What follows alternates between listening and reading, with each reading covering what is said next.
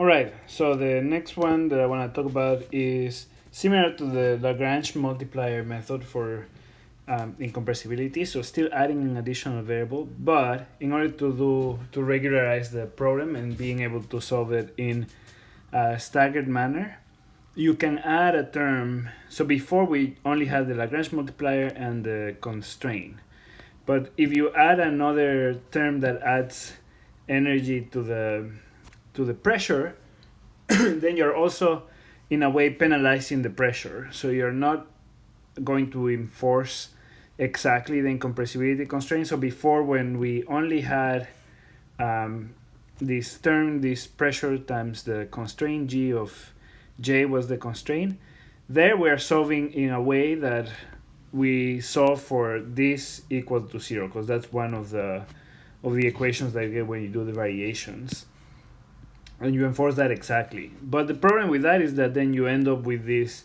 system of equations that had a k and a zero here, and then some other matrices here. And so that's not very nice numerically. So what you can do is you can add another term where you penalize now the pressure. So what this does is that it won't impose this exactly equal to zero, so it won't impose exactly incompressibility because you are penalizing the pressure. And that depends also on this new parameter. So this is not a variable that you solve for, this is a parameter. And you can see that in order for this to go to the limit of fully incompressible, this epsilon will go to infinity. So if you make the epsilon higher and higher, then this term goes to zero, and then you recover your initial your pure Lagrange multiplier method. But as you decrease that epsilon, then you have some influence of this term, which, like I said, it's not gonna make this exactly equal to zero, so it will enforce incompressibility, but not exactly. So that's sort of the idea of this method. The advantage of this method of not imposing incompressibility exactly is that then you get a matrix here. You don't get the zero matrix, but you get a dependence of on the pressure on itself. Like you can do a second variation, which is gonna be given by this term right here. And it's a diagonal matrix, and so now this block matrix can be solved with a staggered approach, which we kind of touched upon in the office hours on Tuesday, in which you can solve first for the displacements, then for the pressure, and then or the other way around. So you can solve for the pressures and then use that for the displacements, at least approximately. So you can do something like that where you don't have to solve the full system like before. So that's a different approximation. Now this Lagrange multiplier method or this perturb method, they work decent, so you can do that.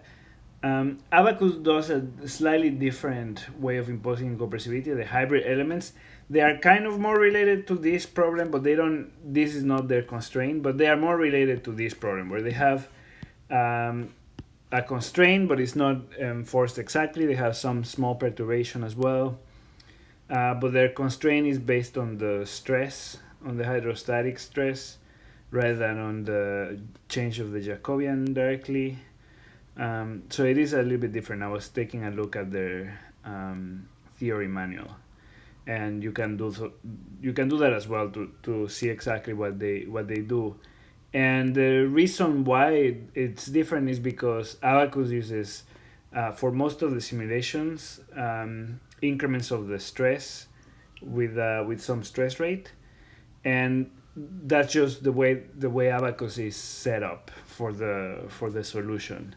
So it's easier to impose a different constraint and not really a constraint directly on the Jacobian. I would say the gold standard is this Hu-Ashitsu functional. This one you would see in all the textbooks of that describe methods to deal with incompressibility. This one gives a little bit more flexibility. So in the previous two methods, the perturbed Lagrange multiplier and the Lagrange multiplier method, you add a single additional variable. So you have the displacements and you have the pressures, and that's it. In the Huwa-Shitsu functional, what you have is three degrees of freedom. So you have the displacements, so this is basically displacements. You have the pressures as before, but now you also have additional variable for the volume change. So this is basically independent variable for the volume change.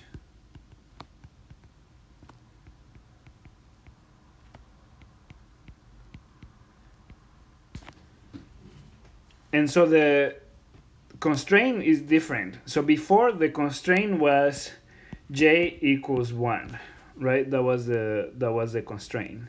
And now in this case, it's gonna be a penalty method for the volume changes. So what we're gonna do is our constraint is J equals theta. So basically we want our displacements to lead to Jacobian changes that are equal to theta.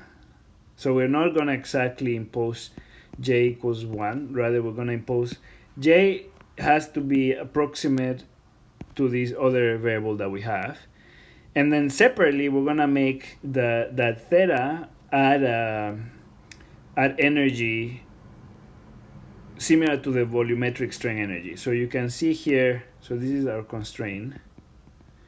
And then what we're going to have is we're going to have a psi volumetric, which is a function of theta, not of J. So what we have done before in class is we have a volumetric strain energy that depends directly on J.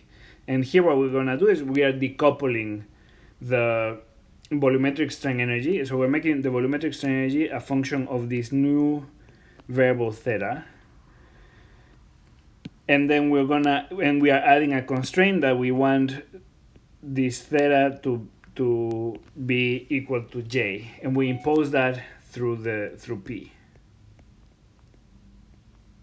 through the Lagrange multiplier.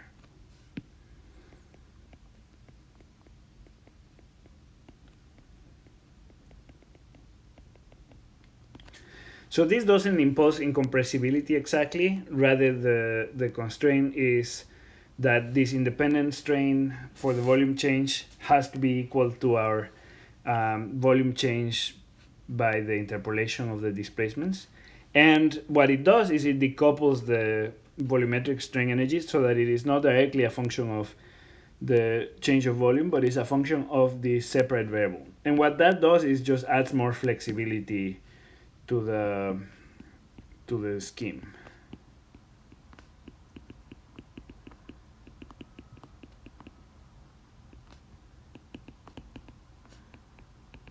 To the equations. So we are adding degrees of freedom. If you recall, the problem with locking is that you have to solve, and I was doing this on the office hours, but I'll do it here as well.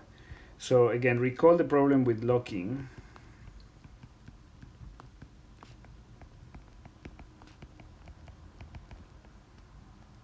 Is that you want your finite element to do two things. You want your finite element to deform in a way that satisfies both the weak form, so this is the real deformation, and then when you're considering incompressibility, this satisfies both the weak form, so basically this, and the constraint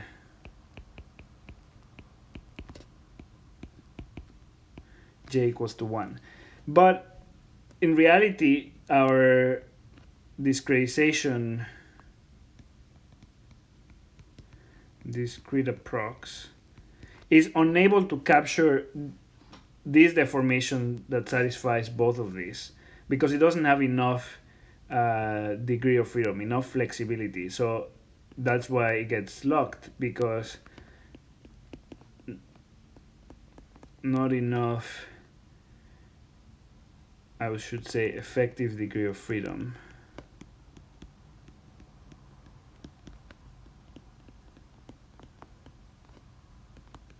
And so unable to capture deformation. And that is locking. And there's volumetric locking, which is because of this. There's shear locking because of bending deformations. So that's another thing that wants to be ameliorated. And that I have in subsequent slides. And I should say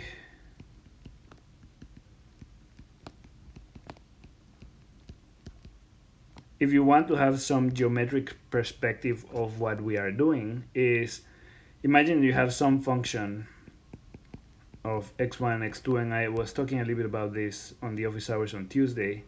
And let's say this is some quadratic functional x1 squared plus x2 squared plus 2x1 plus 2x2 plus 3x1 x2, just whatever random functional that I have on my mind.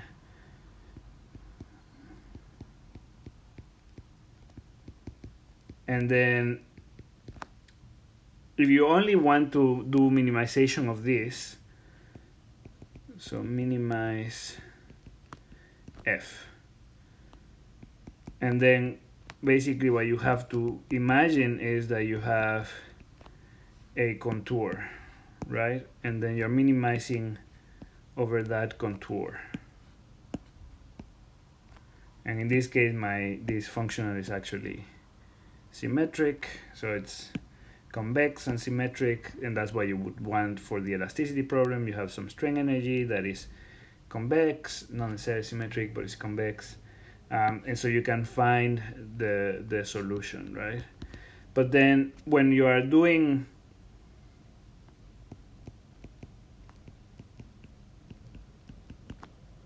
incompressible elasticity, what you are actually doing is you have you still have that function. So I should just say you still want minimize f subject to, say, x1 plus x2 equals 1. So this is the type of problem that you get when you have incompressibility. You have still some minimization problem, but with a constraint. So what that looks like is something like this. You still have this. Let's see if I can avoid that. You still have that, but now you have a constraint. So the constraint means that you cannot search in the entire space, but that your solution lies in some line. So now in this case, the solution is right here. It's not the global minimum of f, is the minimum of f over that line, right? And so depending on how you discretize, you might or might not be able to find this this point. So let's say that for some reason your discretization is these squares, these points that you are having, and then sort of like evenly spaced.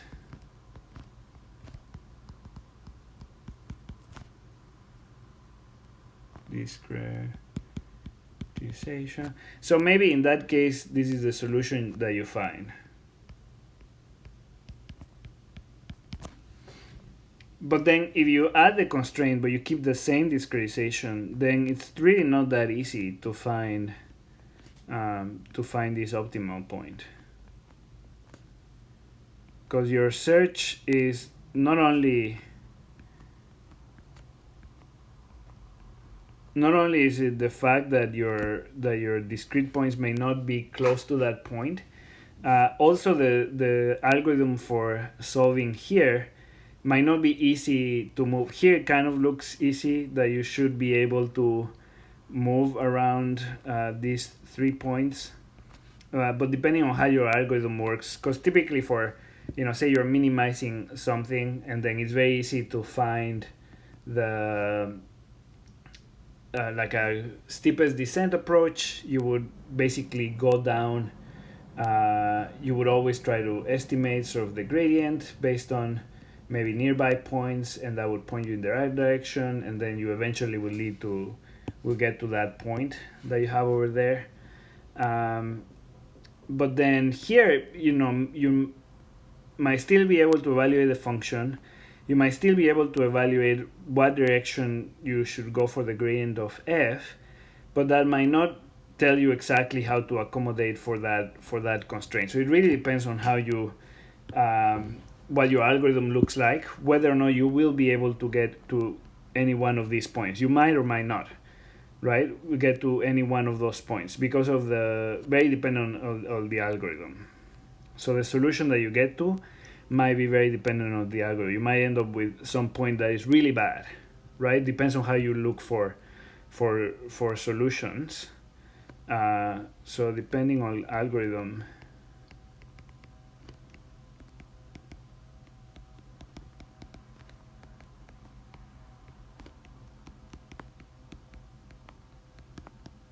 could get stuck here, or you could end up with a decent point,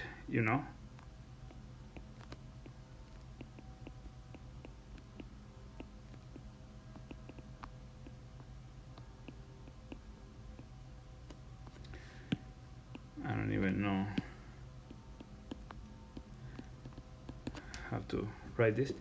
So that's the main idea, that now when you add this constraint, it's not as clear. When you have a non-constrained problem, it's very easy to find the gradient of the function and then sort of go in the steepest descent, and then which is basically the Newton-Raphson for a convex strain energy, and you will end up in your solution. But when you have a constraint, it's not so easy to know, because at any point you can still find the gradient, but now you have to say, okay, so now I have to be in such a way that the gradient is not decreasing my solution, but I also have to be on this line. So you end up maybe being on some point on the line that is not really the best point on that line. And that's just because your algorithm is not allowing you to properly move in this space accurately. So ideally what you would like to do is you would like to move freely on this line, right? So what your ideal algorithm would be moving along this line, maybe in the other points, but you would have a lot more freedom to move along that line so that you can actually find the best point on that line, on that constraint. Rough idea of what we are looking to do in this case of adding variables in the compressible case, but exactly this intuitive idea is what you should think of for this type of system. Is we are trying to find the minimum, and then our approach with for the unconstrained problem might not work. And what we need to do is we need to add a different way of moving in this space, typically by adding variables, such that we don't just move in the same ways as before, but we actually will have an extra degree of freedom, for example, to move along this line directly. So the way we generate points on this space is different. So add degrees of freedom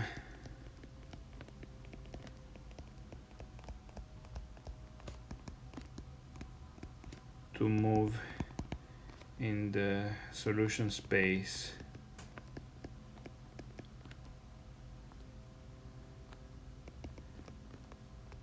in a way that we can actually find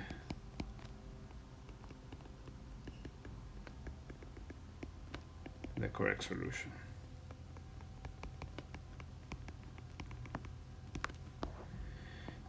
Different book that you might want to check out is this same idea what I was presenting. It's the three-field variational principle. This J bar is the theta that appears in the Rieger's book. The total potential energy, same as before. Strain energy for the deformation, a volumetric strain energy depending on this new variable J bar, and the constraint is that J equals J bar, and then external forces. So same as I had before. How do you solve for this problem? You have a variation in each of the different variables that you have here. So a variation with respect to displacements that leads to the standard term of the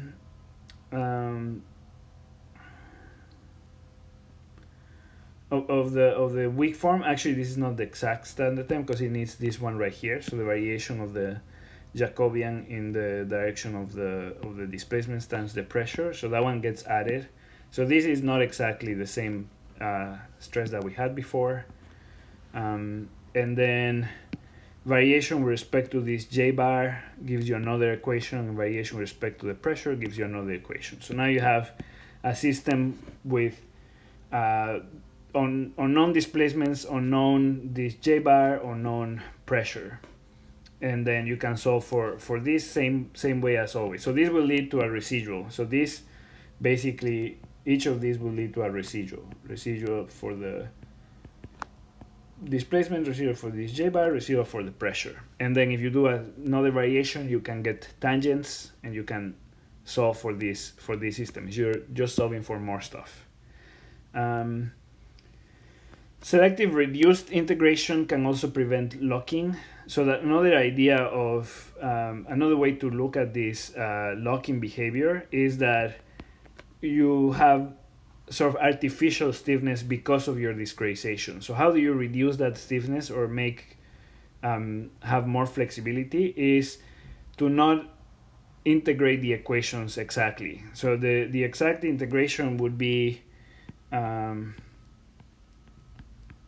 for the linear quadrilateral, for example, there's 8 integration points. So the exact integration will be evaluating at these 8 integration points. So instead of that, maybe you can use a single integration point. So what that does is that your tangent becomes more singular, right? So from KE, I should say complete or full integration, you get to a KE reduced, and this is more singular, which translates roughly to more degrees of freedom or less constraint, basically. So gives you more flexibility. Also, another way to think about it is less discretization stiffness. So it's a way of artificially softening your material behavior, because you're assuming that basically when you add the constraint, now the behavior because of your discretization is too stiff. By too stiff, all of these terms are sort of related.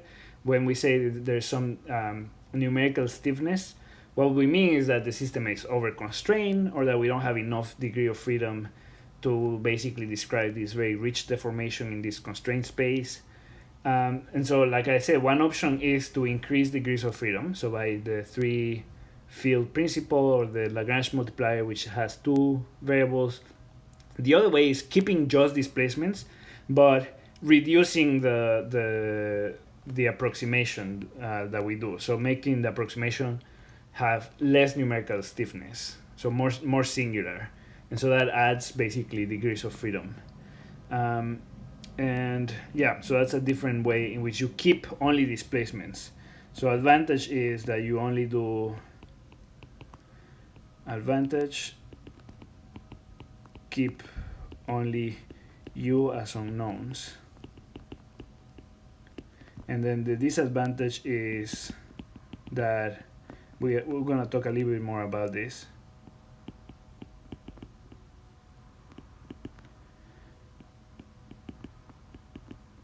Not stable, or could be not stable. So there's some deformation modes that actually are some unstable modes that you have probably seen, these hourglass modes that we'll talk a little bit more about in the next video. So that's all I wanted to say for this video. This Hu-Ashitsu 3-field principle, and I'll stop right here, and then I'll do another video for this.